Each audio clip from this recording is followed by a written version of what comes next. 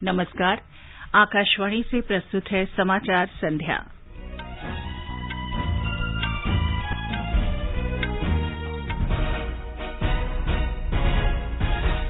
प्रधानमंत्री नरेंद्र मोदी और रूस के राष्ट्रपति व्लादिमीर पुतिन के बीच 21वीं भारत रूस वार्षिक शिखर बैठक नई दिल्ली के हैदराबाद हाउस में। प्रधानमंत्री ने कहा, भारत और रूस ने 2025 तक आपसी व्यापार $30 अरब और निवेश $50 अरब करने का लक्ष्य रखा। दोनों देशों ने रक्षा, व्यापार और ऊर्जा क्षेत्र में समझौतों पर हस्ताक्षर किए। प्रधानमंत्री नरेंद्र मोदी कल उत्तर प्रदेश में 10,000 करोड़ रुपए की विकास योजनाओं की आधारशिला रखेंगे। गृह मंत्री अमित शाह ने कहा कि नागालैंड में गोलीबारी की घटना की जांच के लिए विशेष जांच दल का गठन किया गया है।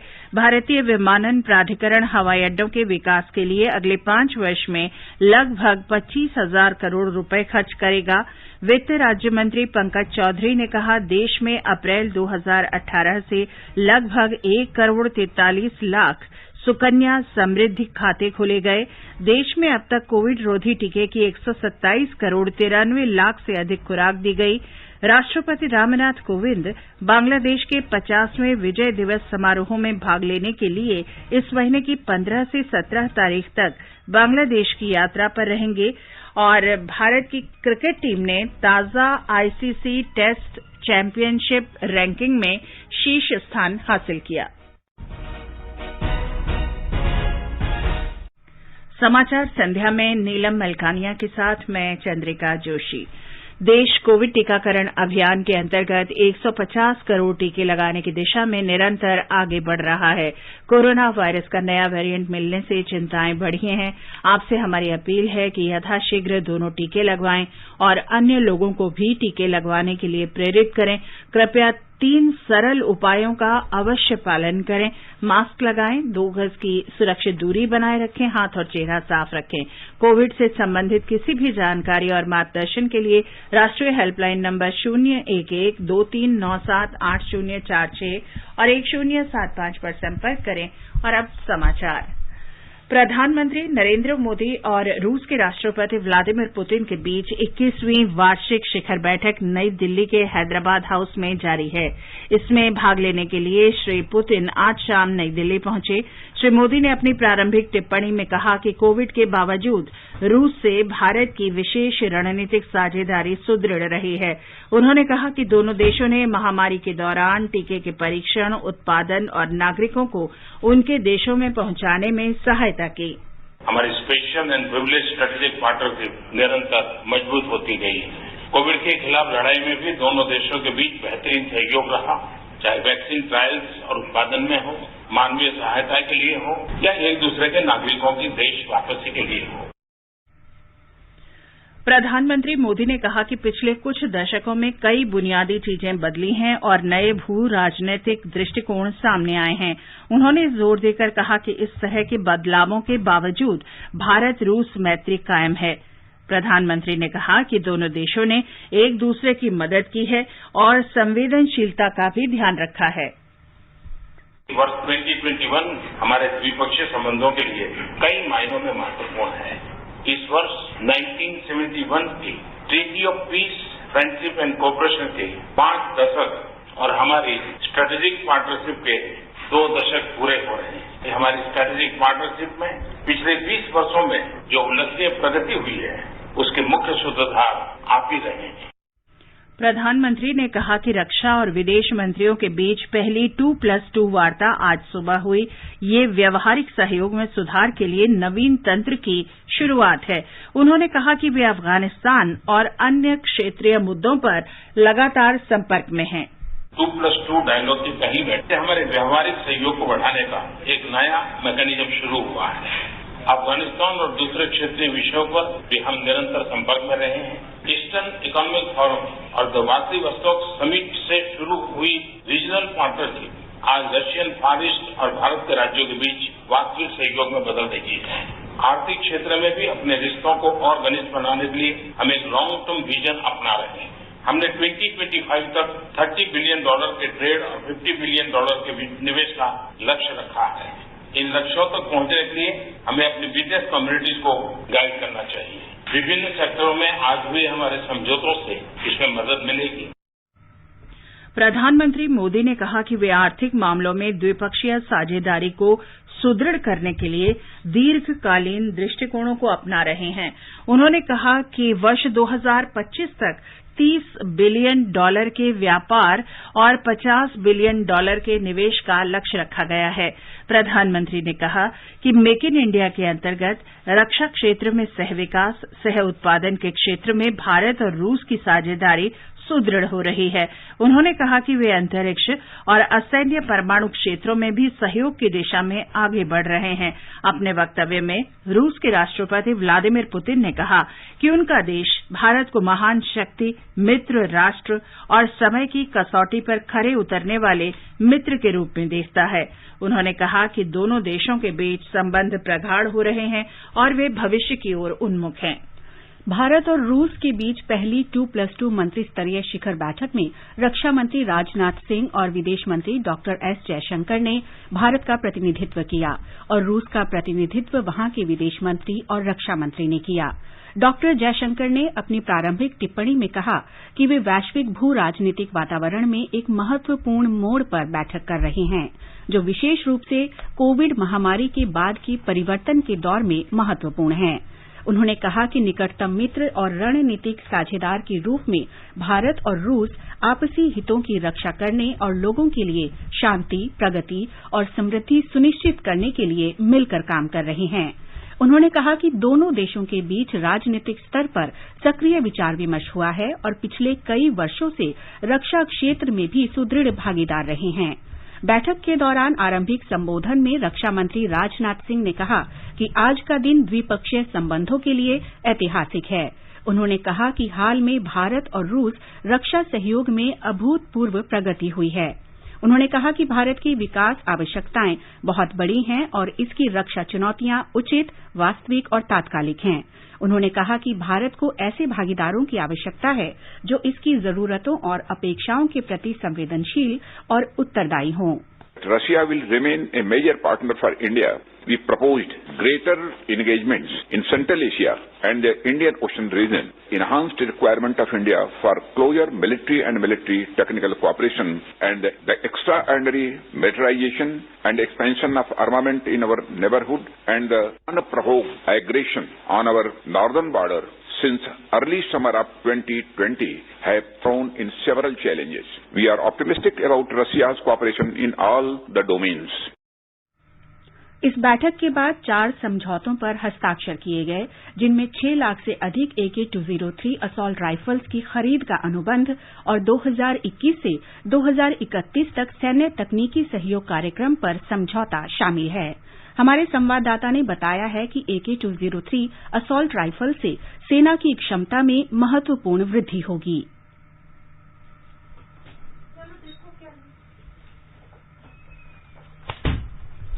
ये समाचार हमारी वेबसाइट newsonair.com/hindi और हमारे mobile app news on AIR पर भी उपलब्ध हैं।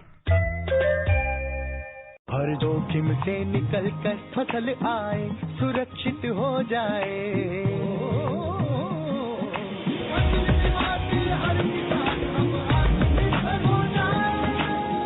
संकट के समय प्रधानमंत्री फसल बीमा योजना किसानों के लिए वरदान है।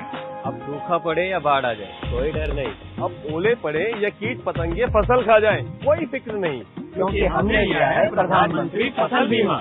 बुआई से फसल कटाई तक हर जोखिम का दावा, न्यूनतम प्रीमियम पर अधिकतम भुगतान का वादा। योजना से हर साल जुड़ रहे हैं 5 करोड़ से ज्यादा किसान। अब आपकी है बारी। नजदीकी कृषि कार्यालय, सहकारी समिति, बैंक शाखा, अधिकृत बीमा कंपनी या जन सेवा केंद्र में स्वेच्छा से करा सकते हैं पंजीकरण। फसल बीमा पोर्टल या फसल बीमा ऐप द्वारा भी कराया जा सकता है पंजीकरण। प्रधानमंत्री फसल बीमा योजना, आपकी फसलों का संपूर्ण सुरक्षा कवच। कृषि एवं किसान कल्याण मंत्रालय, भारत सरकार।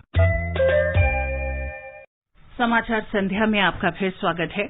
प्रधानमंत्री नरेंद्र मोदी कल उत्तर प्रदेश के गोरखपुर जाएंगे। श्री मोदी वहां 10,000 करोड़ रुपए की विकास परियोजनाओं की आधारशिला रखेंगे। प्रधानमंत्री गोरखपुर उर्वरक संयंत्र का उद्घाटन भी करेंगे, 2016 में इसकी आधारशिला रखी थी। ये उर्वरक संयंत्र 30 से अधिक वर्षों से बंद पड़ा था और करीब 8,600 करोड़ रुपए की लागत से इसका दोबारा निर्माण किया गया है। ये उर्वरक संयंत्र प्रतिदिन 3,850 मीट्रिक टन यूरिया का उत्पादन करेगा। गोरखपुर संयंत्र पूर्वांचल क्षेत्र और आसपास के क्षेत्रों के किसानों की यूरिया उर्वरक की मांग को पूरा करने के लिए काफी फायदेमंद साबित होगा। प्रधानमंत्री मोदी अखिल भारतीय आयुर्विज्ञान संस्थान एम्स गोरखपुर के पूरी तरह से क्रियाशील परिसर का उद्घाटन करेंगे, जिसकी लागत 1,000 करोड़ रुपए से अधिक है। श्री मोदी ने इस परिसर की 2016 में आधारशिला रखी थी। मेरा नाम विक्की सिंह है, गोरखपुर का स्थानीय निवासी हूँ। एम्स के खुलने से गोरखपुर नहीं अपितु लगभग इसके इर्द गिर्द आने वाले तमाम शहरों के और गांव के लिए एक सौगात के रूप में है और ये स्वास्थ्य के क्षेत्र में अगर देखा जाए तो आधुनिकता जिसे कहते हैं वो आ गई है यहाँ पर। प्रधानमंत्री क्षेत्रीय चिकित्सा अनुसंधान केंद्र के नए भवन का भी उद्घाटन करेगा। इस क्षेत्र में जापानी इंसेफेलाइटिस की चुनौती से निपटने में इस केंद्र की महत्वपूर्ण भूमिका रही है। पूर्वांचल में 3 बड़ी विकास परियोजनाओं के शुरू होने से पूर्वी उत्तर प्रदेश के समग्र विकास में मदद मिलेगी और लोगों को उम्मीद है कि ये विकास परियोजनाएं भविष्य में बहुत मददगार साबित होंगी। गृह मंत्री अमित शाह ने कहा है कि नागालैंड में शनिवार को हुई गोलीबारी की घटना की जांच के लिए विशेष जांच दल बनाया गया है। गृह मंत्री ने पहले लोकसभा में और फिर भोजनावकाश के बाद राज्यसभा में इस घटना पर अपना बयान दिया। उन्होंने कहा कि विशेष जांच दल 1 महीने में अपनी रिपोर्ट सौंपेगा। वित्त राज्य मंत्री पंकज चौधरी ने बताया है कि 1 अप्रैल 2018 से 2 वर्ष 7 महीने की समयावधि में 1,43,00,000 सुकन्या समृद्धि खाते खोले गए हैं। लोकसभा में आज एक लिखित उत्तर में उन्होंने बताया कि खाते खोलने में उत्तर प्रदेश शीर्ष पर है, इसके बाद तमिलनाडु और महाराष्ट्र आते हैं। लाभार्थियों की संख्या के आधार पर मध्य प्रदेश चौथे और कर्नाटक 5वें स्थान पर है। आगे बढ़ने से पहले मुख्य समाचारों पर एक नजर। प्रधानमंत्री नरेंद्र मोदी और रूस के राष्ट्रपति व्लादिमीर पुतिन के बीच 21वीं भारत रूस वार्षिक शिखर बैठक नई दिल्ली के हैदराबाद हाउस में। प्रधानमंत्री ने कहा, भारत और रूस ने 2025 तक आपसी व्यापार $30 अरब और निवेश $50 अरब करने का लक्ष्य रखा। दोनों देशों ने रक्षा, व्यापार और ऊर्जा क्षेत्र में समझौतों पर हस्ताक्षर किए। प्रधानमंत्री नरेंद्र मोदी कल उत्तर प्रदेश में 10,000 करोड़ रुपए की विकास योजनाओं की आधारशिला रखेंगे। गृह मंत्री अमित शाह ने कहा, नागालैंड में गोलीबारी की घटना की जांच के लिए विशेष जांच दल का गठन किया गया। भारतीय विमानन प्राधिकरण हवाई अड्डों के विकास के लिए अगले 5 वर्ष में लगभग 25,000 करोड़ रुपए खर्च करेगा। वित्त राज्य मंत्री पंकज चौधरी ने कहा, देश में अप्रैल 2018 से लगभग 1,43,00,000 सुकन्या समृद्धि खाते खोले गए। देश में अब तक कोविड रोधी टीके की 127,93,00,000 से अधिक खुराकें दी गईं। राष्ट्रपति रामनाथ कोविंद बांग्लादेश के 50वें विजय दिवस समारोह में भाग लेने के लिए इस महीने की 15 से 17 तारीख तक बांग्लादेश की यात्रा पर रहेंगे। भारतीय क्रिकेट टीम ने ताजा आईसीसी टेस्ट चैंपियनशिप रैंकिंग में शीर्ष स्थान हासिल किया। भारतीय विमानपत्तन प्राधिकरण अगले 5 वर्ष में लगभग 25,000 करोड़ रुपए का व्यय करेगा। ये राशि टर्मिनलों के विस्तार और सुधार, नए टर्मिनलों के निर्माण, मौजूदा हवाई पट्टी को बेहतर बनाने, एयरपोर्ट नेविगेशन सेवाओं तथा कंट्रोल टावरों के विकास पर खर्च की जाएगी। नागरिक उड्डयन राज्य मंत्री वीके सिंह ने राज्यसभा में आज एक प्रश्न के लिखित उत्तर में ये जानकारी दी। श्री वीके सिंह ने बताया कि सार्वजनिक निजी भागीदारी के अंतर्गत देशभर में नए ग्रीनफील्ड हवाई अड्डों के विकास में 36,000 करोड़ रुपए के निवेश की योजना बनाई गई है। उन्होंने कहा कि दिल्ली, हैदराबाद, बेंगलुरु में 3 पीपीपी हवाई अड्डों पर 30,000 करोड़ रुपए की विस्तार योजना शुरू हो चुकी है। नागरिक उड्डयन राज्य मंत्री ने कहा कि सरकार ने देश में 21 ग्रीनफील्ड हवाई अड्डों की स्थापना को मंजूरी दी है। उन्होंने बताया कि महाराष्ट्र के शिरडी, पश्चिम बंगाल के दुर्गापुर, सिक्किम के पक्योंग, केरल के कन्नौर, आंध्र प्रदेश के ओरवाकल, कर्नाटक के कलबुर्गी, महाराष्ट्र के सिंधुदुर्ग और उत्तर प्रदेश में कुशीनगर में अब तक 8 ग्रीनफील्ड हवाई अड्डों का संचालन शुरू हो चुका है। राष्ट्रपति रामनाथ कोविंद बांग्लादेश के 50वें विजय दिवस समारोह में भाग लेने के लिए इस महीने की 15 से 17 तारीख तक राजकीय यात्रा पर रहेंगे। विदेश मंत्रालय ने बताया कि राष्ट्रपति इस दौरान बांग्लादेश के राष्ट्रपति के साथ प्रतिनिधि मंडल स्तर की बैठक करेंगे। बांग्लादेश की प्रधानमंत्री शेख हसीना और विदेश मंत्री राष्ट्रपति कोविंद से मुलाकात करेंगे। विदेश मंत्रालय द्वारा जारी एक वक्तव्य में कहा गया कि बांग्लादेश भारत की पड़ोसी पहले नीति का प्रमुख स्तंभ है। भारत और बांग्लादेश सुरक्षा, सीमा प्रबंधन और रक्षा, जल संसाधन, व्यापार, यातायात और कनेक्टिविटी, स्वास्थ्य, संस्कृति, लोगों के बीच आपसी संपर्क, ऊर्जा और बिजली से लेकर विकास भागीदारी और उप क्षेत्रीय सहयोग के विभिन्न क्षेत्रों में प्रगतिशील और व्यापक सहयोग है। भारत के बांग्लादेश को एक स्वतंत्र और संप्रभु देश के रूप में मान्यता देने के 50 वर्ष पूरा होने के अवसर पर प्रधानमंत्री नरेंद्र मोदी ने आज एक ट्वीट में कहा कि भारत और बांग्लादेश आज मैत्री दिवस मना रहे हैं। म्यांमार की एक अदालत ने अपदस्थ स्टेट काउंसलर आंग सान सू की को 4 वर्ष कारावास की सजा सुनाई है। वे म्यांमार राष्ट्रीय आपदा कानून के अंतर्गत महामारी से जुड़े कोविड-19 नियमों का उल्लंघन करने और सैन्य शासन के विरुद्ध जनाक्रोश भड़काने की दोषी पाई गई हैं। राष्ट्रव्यापी कोविड टीकाकरण अभियान के अंतर्गत अब तक 127 करोड़ 93 लाख से अधिक टीके लगाए जा चुके हैं। स्वास्थ्य मंत्रालय ने कहा है कि कल 24 लाख से अधिक टीके लगाए गए। इसी दौरान 8,306 नए मामलों की पुष्टि हुई, जबकि 8,834 रोगी स्वस्थ हुए हैं। स्वस्थ होने की दर 98.35% हो गई है। राष्ट्र आज भारत रत्न डॉक्टर भीमराव आम्बेडकर को उनके 65वें महापरिनिर्वाण दिवस पर श्रद्धांजलि अर्पित कर रहा है। राष्ट्र निर्माण में उनके योगदान के प्रति कृतज्ञता व्यक्त करने के लिए कोविड दिशा निर्देशों का पालन करते हुए देश भर में कई कार्यक्रम आयोजित किए जा रहे हैं।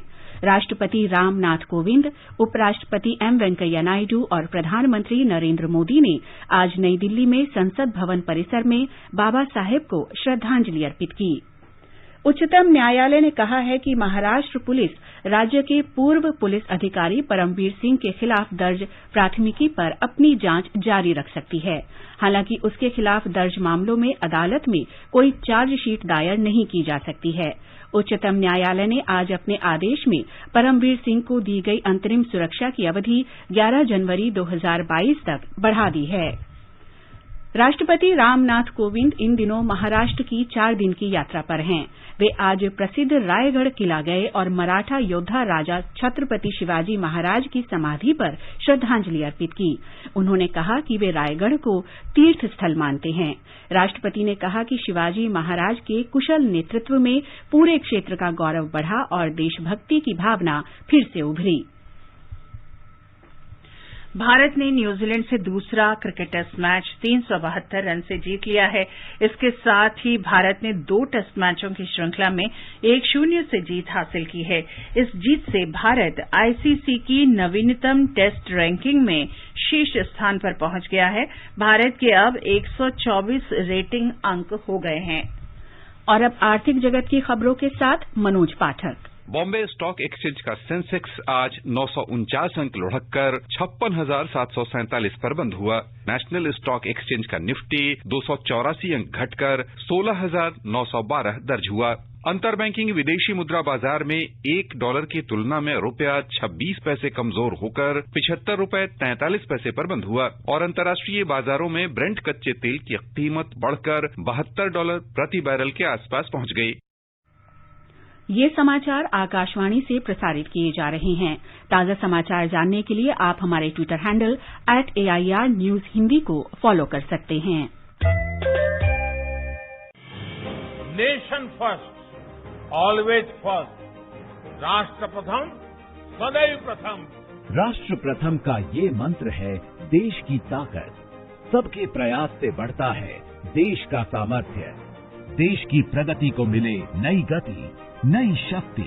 अपने आयकर की कुल अग्रिम राशि का 75% 15 दिसंबर 2021 तक अवश्य जमा करें। कंपनी, कॉर्पोरेट या फिर वो व्यक्ति जिनकी TDS, TCS कटने के बाद भी कर देयता 10,000 रुपए या उससे अधिक है, उनको एडवांस टैक्स देना आवश्यक है। अधिक जानकारी और टैक्स जमा करने के लिए विजिट करें www.incometax.gov.in। आजादी का अमृत महोत्सव के लिए सभी उपभोक्ताओं को शुभकामनाएं। हॉलमार्क सोने की शुद्धता सुनिश्चित करता है। हमेशा हॉलमार्क वाले सोने के आभूषण खरीदें। उपभोक्ता संबंधित किसी भी शिकायत के लिए कृपया राष्ट्रीय उपभोक्ता हेल्पलाइन के टोल फ्री नंबर 14404 पर संपर्क करें। उपभोक्ता मामले विभाग, भारत सरकार द्वारा जनहित में जारी। जागो ग्राहक जागो। ये आकाशवाणी है। प्रस्तुत है संसद में आज की कार्यवाही की समीक्षा। पहले लोकसभा, लेखक हैं पीटीआई भाषा के वैभव माहेश्वरी। लोकसभा में आज विभिन्न दलों के सदस्यों ने नागालैंड में सुरक्षा बलों की कथित गोलीबारी का मुद्दा उठाया। केंद्रीय गृह मंत्री अमित शाह ने इस मुद्दे पर सदन में वक्तव्य दिया। गृह मंत्री ने कहा कि इस घटना की विस्तृत जांच के लिए एक विशेष जांच दल एसआईटी का गठन किया गया है, जिससे 1 महीने में जांच पूरी करने को कहा गया है और सभी एजेंसियों से यह सुनिश्चित करने को कहा गया है कि भविष्य में ऐसे किसी घटना की पुनरावृत्ति न हो। उन्होंने कहा कि भारत सरकार नागालैंड की घटना पर अत्यंत खेद प्रकट करती है और मृतकों के परिवारों के प्रति गहरी संवेदना व्यक्त करती है। गृह मंत्री ने घटना का ब्यौरा देते हुए कहा कि 4 दिसंबर को नागालैंड के मौन जिले में भारतीय सेना को उग्रवादियों की आवाजाही की सूचना मिली और उसके बाद 21वें पैरा कमांडो ने उनका इंतजार किया। उन्होंने कहा कि शाम को एक वाहन उस स्थान पर पहुंचा और सशस्त्र बलों ने उसे रुकने के संकेत दिए, लेकिन वो नहीं रुका और आगे निकलने लगा। श्री अमित शाह ने कहा कि इस वाहन में उग्रवादियों के होने के संदेह में इस पर गोलियां चलाई गई, जिससे वाहन पर सवार 8 में से 6 लोग मारे गए। श्री अमित शाह ने कहा कि बाद में इसे गलत पहचान का मामला पाया गया। सेना इस घटना में घायल 2 लोगों को पास के चिकित्सा केंद्र ले गई। गृह मंत्री ने बताया कि स्थानीय ग्रामीणों ने सेना की बटालियन को घेर लिया, 2 वाहनों में आग लगा दी गई और उन पर हमला किया, जिसमें एक सैनिक की जान चली गई और कुछ अन्य घायल हो गए। उन्होंने कहा कि अपनी सुरक्षा और भीड़ को तितर-बितर करने के लिए बलों ने गोलियां चलाई और इसमें 7 अन्य लोग मारे गए। श्री अमित शाह ने कहा कि स्थिति तनावपूर्ण लेकिन नियंत्रण में है। उन्होंने कहा कि 5 दिसंबर को 250 लोगों की भीड़ ने असम राइफल्स के भवन पर हमला किया और इस दौरान संघर्ष में एक व्यक्ति की मौत हो गई। गृह मंत्री ने कहा कि सेना ने भी एक विज्ञप्ति जारी करके घटना पर दुख व्यक्त किया है और मामले की उच्च स्तरीय जांच शुरू की गई है। श्री अमित शाह ने कहा कि उन्होंने राज्यपाल और मुख्यमंत्री से बात की है और सामान्य स्थिति बहाल करने के प्रयास जारी हैं। इससे पहले शून्यकाल में राज्य से नेशनल डेमोक्रेटिक प्रोग्रेसिव पार्टी के सांसद तोखेहो युपथोमी ने कहा कि राज्य में सशस्त्र बल विशेषाधिकार कानून आफ्स्पा की समीक्षा होनी चाहिए तथा इस घटना की निष्पक्ष जांच की जाए।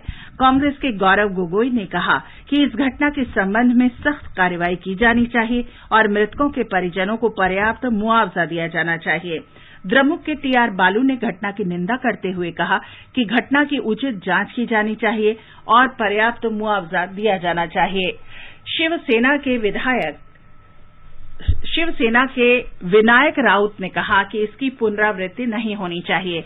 इस विषय को उठाते हुए जनता दल यूनाइटेड के राजीव रंजन सिंह ने कहा कि सरकार पूर्वोत्तर में शांति स्थापित करने का पूरा प्रयास कर रही है, लेकिन गलत पहचान के आधार पर सशस्त्र बलों द्वारा इस प्रकार निर्दोष लोगों की हत्या से शांति के प्रयासों को धक्का लगता है। राष्ट्रवादी कांग्रेस पार्टी की सुप्रिया सुले और तृणमूल कांग्रेस के सुदीप बंदोपाध्याय ने घटना की निष्पक्ष जांच की मांग करते हुए मृतकों के परिजनों को पर्याप्त मुआवजा देने की मांग की। कांग्रेस के प्रद्युत बारदलोई ने आरोप लगाया कि नागालैंड में सशस्त्र बल विशेषाधिकार कानून का दुरुपयोग किया जा रहा है। एआईएमआईएम के असदुद्दीन ओवैसी ने सशस्त्र बल विशेषाधिकार कानून को निरस्त करने की मांग की। शून्यकाल में विभिन्न दलों के सदस्यों ने लोक महत्व के अन्य अनेक विषय भी उठाए। द्रमुक की सांसद कनिमोझी ने कहा कि तमिलनाडु में अगले परिसीमन के समय लोकसभा की सीटों की संख्या 39 से कम नहीं होनी चाहिए, बल्कि इसे बढ़ाकर 41 किया जाना चाहिए। महाराष्ट्र के अमरावती के निर्दलीय सदस्य नवनीत राणा ने गत 12 नवंबर को उनके संसदीय क्षेत्र में प्रदर्शन के दौरान दुकानों में तोड़फोड़ की घटना की जांच कराने और कार्रवाई करने की मांग की। जनता दल यूनाइटेड के सुनील कुमार पिंटू ने जिला और स्थानीय अदालतों में स्थानीय भाषा में दलीलों पर सुनवाई और फैसले सुनाए जाने की मांग की। सदन में आज विपक्षी दलों के सदस्यों के विरोध के बीच वित्त राज्य मंत्री डॉक्टर भागवत कराड़ ने स्वापक औषधि और मनः प्रभावी पदार्थ संशोधन विधेयक 2021 पेश किया। यह संशोधन अधिनियम की विसंगति को सुधारने के लिए है, जिससे इसके विधायी उद्देश्यों को पूरा किया जा सके। लोकसभा ने आज राष्ट्रीय औषध शिक्षा और अनुसंधान संस्थान संशोधन विधेयक 2021 को ध्वनिमत से मंजूरी दे दी। अब सुनिए राज्यसभा में हुई कार्यवाही की समीक्षा। लेखक हैं पीटीआई भाषा की मनीषा श्रीवास्तव। राज्यसभा की बैठक अशोभनीय आचरण के कारण निलंबित 12 सदस्यों का निलंबन वापस लिए जाने की मांग कर रहे विपक्षी सदस्यों के हंगामे के कारण आज 4 बार के स्थगन के बाद अपराह्न 4:10 पर पूरे दिन के लिए स्थगित कर दी गई। 4 बार के स्थगन के बाद अपराह्न 4 बजे जब बैठक शुरू हुई तब उपसभापति हरिवंश ने कहा कि गृह मंत्री अमित शाह नागालैंड में हुई गोलीबारी की घटना पर एक बयान देंगे। गृह मंत्री शाह ने नागालैंड में सुरक्षा बलों की कथित गोलीबारी में हुई 14 लोगों की मौत की घटना पर खेद जताते हुए कहा कि इसकी विस्तृत जांच के लिए एक विशेष जांच दल का गठन किया गया है तथा सभी एजेंसियों से ये सुनिश्चित करने को कहा गया है कि भविष्य में ऐसी किसी घटना की पुनरावृत्ति न हो। यही बयान गृह मंत्री ने लोकसभा में भी दिया था। इससे पहले सुबह 11 बजे विपक्षी दलों के सदस्यों के हंगामे के कारण बैठक शुरू होने के 10 मिनट बाद ही दोपहर 12 बजे तक के लिए स्थगित कर दी गई। उपसभापति हरिवंश ने सदस्यों से प्रश्नकाल चलने देने का आग्रह किया। हंगामे के बीच ही मंत्रियों ने कुछ पूरक सवालों के जवाब दिए, लेकिन व्यवस्था बनते न देख उपसभापति ने बैठक दोपहर 2 बजे तक के लिए स्थगित कर दी। दोपहर 2 बजे बैठक शुरू होने पर सदन में वही नजारा था। खड़गे ने निलंबित सदस्यों का निलंबन रद्द करने की मांग की। श्री हरिवंश ने कहा कि इस मुद्दे पर सभापति ने नेता सदन और विपक्ष के नेताओं के बीच बातचीत कर कोई रास्ता निकालने के लिए पहले ही कह दिया है। बहरहाल हंगामा नहीं थमा और हरिवंश ने बैठक को अपराह्न 3 बजे तक स्थगित कर दिया। 3 बार के स्थगन के बाद बैठक अपराह्न 3 बजे जब दोबारा शुरू हुई तो पीठासीन अध्यक्ष ने विपक्ष के नेता और कांग्रेस के वरिष्ठ सदस्य मल्लिकार्जुन खड़गे से पेट्रोलियम उत्पादों के दाम में वृद्धि सहित महंगाई के कारण देश में उत्पन्न हालात पर अल्पकालिक चर्चा शुरू करने के लिए कहा। खड़गे ने कहा कि वो चर्चा तो चाहते हैं, लेकिन ये भी चाहते हैं कि शीतकालीन सत्र की शेष अवधि के लिए निलंबित किए गए 12 सदस्यों का निलंबन वापस लिया जाए और उन्हें सदन में आने दिया जाए। सदन के नेता और केंद्रीय मंत्री पीयूष गोयल ने कहा कि पेट्रोल डीजल के दामों में कमी आ चुकी है और कांग्रेस के पास कोई मुद्दा नहीं बचा है, इसलिए वह हंगामे की आड़ में अपनी अक्षमता छिपाना चाहती है। पात्रा ने एक बार फिर सदस्यों से शांत रहने और अल्पकालिक चर्चा शुरू करने को कहा, लेकिन हंगामा थमते न देख उन्होंने बैठक 4 बजे तक स्थगित कर दी। अभी आप संसद में हुई आज की कार्यवाही की समीक्षा सुन रहे थे। अब एक नजर कल के मौसम के पूर्वानुमान पर। सबसे पहले देश के 4 महानगरों के मौसम का हाल। राष्ट्रीय राजधानी दिल्ली और कोलकाता में हल्का कोहरा छाया रहेगा। चेन्नई में आंशिक रूप से बादल छाए रहेंगे और मध्यम बारिश हो सकती है। मुंबई में आमतौर पर आसमान साफ रहेगा। उत्तर भारत में श्रीनगर और जम्मू में आसमान साफ रहेगा। और अंत में मुख्य समाचार एक बार फिर। प्रधानमंत्री नरेंद्र मोदी और रूस के राष्ट्रपति व्लादिमीर पुतिन के बीच 21वीं भारत रूस वार्षिक शिखर बैठक नई दिल्ली के हैदराबाद हाउस में। प्रधानमंत्री ने कहा, भारत और रूस ने 2025 तक आपसी व्यापार $30 अरब और निवेश $50 अरब करने का लक्ष्य रखा। दोनों देशों ने रक्षा, व्यापार और ऊर्जा क्षेत्र में समझौतों पर हस्ताक्षर किए। प्रधानमंत्री कल उत्तर प्रदेश में 10,000 करोड़ रुपए की विकास योजनाओं की आधारशिला रखेंगे। गृह मंत्री अमित शाह ने कहा, नागालैंड में गोलीबारी की घटना की जांच के लिए विशेष जांच दल का गठन किया गया है। भारतीय विमानन प्राधिकरण हवाई अड्डों के विकास के लिए अगले 5 वर्ष में लगभग 25,000 करोड़ रुपए खर्च करेगा। वित्त राज्य मंत्री पंकज चौधरी ने कहा, देश में अप्रैल 2018 से लगभग 1 करोड़ 43 लाख सुकन्या समृद्धि खाते खोले गए। देश में अब तक कोविड रोधी टीके की 127 करोड़ 93 लाख से अधिक खुराक दी गई और भारतीय क्रिकेट टीम ने ताजा आईसीसी टेस्ट चैंपियनशिप रैंकिंग में शीर्ष स्थान हासिल किया। इसके साथ ही समाचार संध्या का ये अंक समाप्त हुआ। नमस्कार।